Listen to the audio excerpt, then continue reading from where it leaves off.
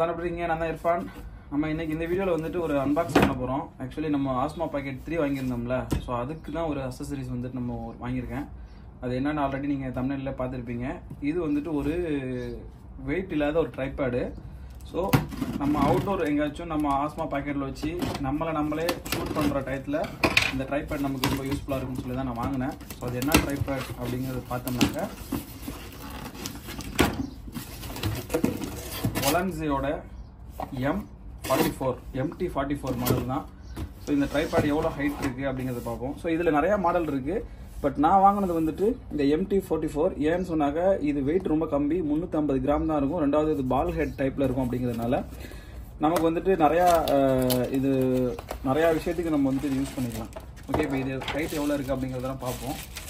Actually இப்போது நம்ம asthma packet use பண்ணுறோம் அப்படிங்கிறப்ப இது நம்ம கையில் பிடிச்சிட்டு நம்ம ஷூட் பண்ணுறது கூட நம்ம பக்கவாக தான் இருக்குது. கை கடக்கமாக இருக்குது, ஒன்றும் அந்த அளவுக்கு வெயிட் இல்லை.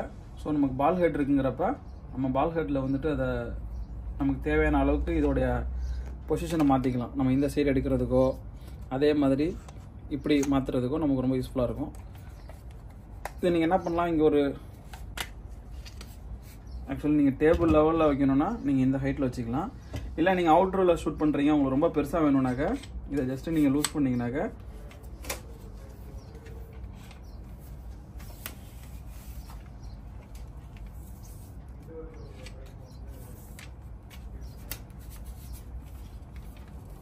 இங்கே பாருங்க, கிட்டத்தட்ட என் ஹைட்டுக்கு வந்திருக்கு.